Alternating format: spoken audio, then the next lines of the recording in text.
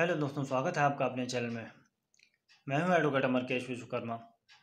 दोस्तों आज के इस वीडियो में हम जानेंगे कि कोर्ट मैरिज की प्रक्रिया क्या होती है, कोर्ट मैरिज कैसे की जाती है और कोर्ट मैरिज के बाद में जो मैरिज सर्टिफिकेट यानी कि विवाह प्रमाण पत्र प्राप्त होता है वो कब और कहां कहां लगता है। और वीडियो के आखिर में आपको कानून से जुड़ा एक रोचक तथ्य भी बताऊँगा, तो मेरे साथ आखिरी तक बने रहिएगा। दोस्तों, कोर्ट मैरिज की जो प्रक्रिया होती है वो कुछ चरणों के अंतर्गत पूरी की जाती है। कोर्ट मैरिज का जो पहला चरण होता है वो ये होता है कि विवाह की सूचना दोनों पक्षों द्वारा लिखित रूप में विवाह अधिकारी को विवाह से कुछ समय पहले देनी होती है।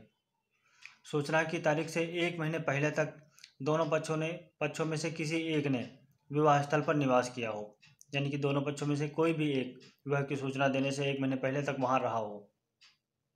सूचना का स्वरूप विशेष विवाह अधिनियम 1954 के अनुसूची 2 के नियमानुसार होना चाहिए, जिसके साथ में आयु प्रमाण पत्र और निवास प्रमाण पत्र भी संलग्न किया जाना चाहिए।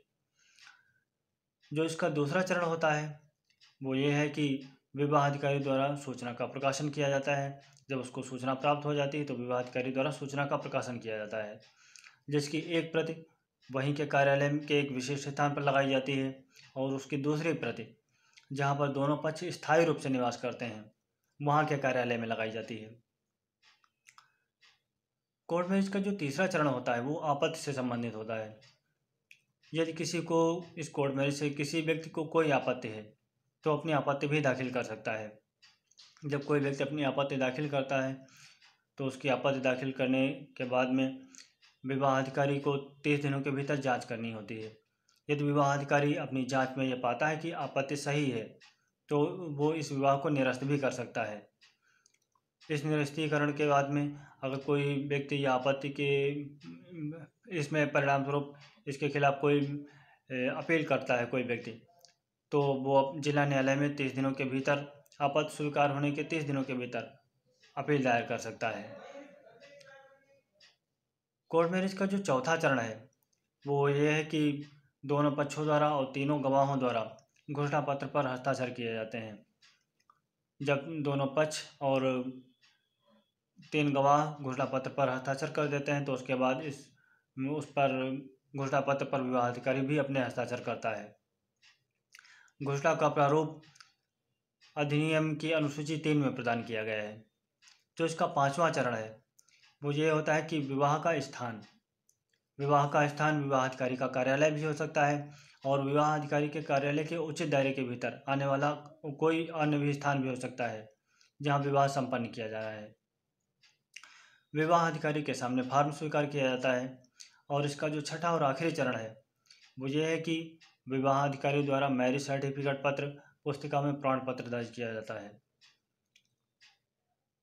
तो दोस्तों, हमने जाना कि कोर्ट मैरिज की प्रोसेस क्या होता है, कैसे इसकी क्या प्रक्रिया क्या होती है। अब हम इसके मैरिज सर्टिफिकेट के बारे में जानेंगे कि इसका मैरिज सर्टिफिकेट कब और कहाँ कहाँ लगता है। दोस्तों, कोर्ट मैरिज के बाद में जो मैरिज सर्टिफिकेट प्राप्त होता है वो पासपोर्ट बनवाने में लगता है और कई अन्य दस्तावेज, जैसे कि अगर हमें अपना नाम अपने डॉक्यूमेंट्स में चेंज करवाना है तो उसको बनवाने में भी लगता है, उसमें सुधार करवाने में भी लगता है और कई अन्य दस्तावेज होते हैं जिनको बनवाने में मैरिज सर्टिफिकेट की आवश्यकता होती है। यदि किसी स्त्री के पति की मृत्यु हो गई है तो मैरिज सर्टिफिकेट के माध्यम से उसको सभी अधिकार प्राप्त हो जाते हैं। जो सारे अधिकार उसको कभी उसके पति को प्राप्त थे वो सारे अधिकार उसमें स्त्री को प्राप्त हो जाते हैं। मैरिज सर्टिफिकेट की आवश्यकता नागरिकता पाने के लिए भी किया जाता है। मैरिज सर्टिफिकेट का प्रयोग बाल विवाह रोकने और स्त्रियों के अधिकारों को सुरक्षित करने में भी होता है। तो दोस्तों, आशा करता हूँ कि ये जानकारी आपको अच्छी लगी होगी। अब मैं आपको कानून से जुड़ा एक रोचक तथ्य बताता हूँ। दोस्तों, 4 अमेरिकी राज्यों अलास्का, वर्मोंट, मैन और हवाई ने अपने राज्यों में होर्डिंग पर प्रतिबंध लगा रखा है, यानी कि कोई भी व्यक्ति वहाँ पर होर्डिंग नहीं लगा सकता है। अगर कोई ऐसा करता है तो उसको जुर्माना अदा करना पड़ सकता है, उसको जेल भी जाना पड़ सकता है।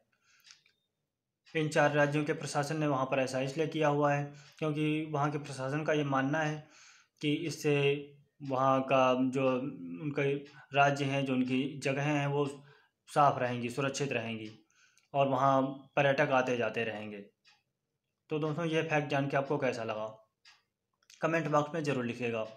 वीडियो अगर अच्छी लगी हो तो वीडियो को लाइक और शेयर कर दीजिए और चैनल को सब्सक्राइब कर दीजिए और साथ में बेल आइकन भी प्रेस कर दीजिए।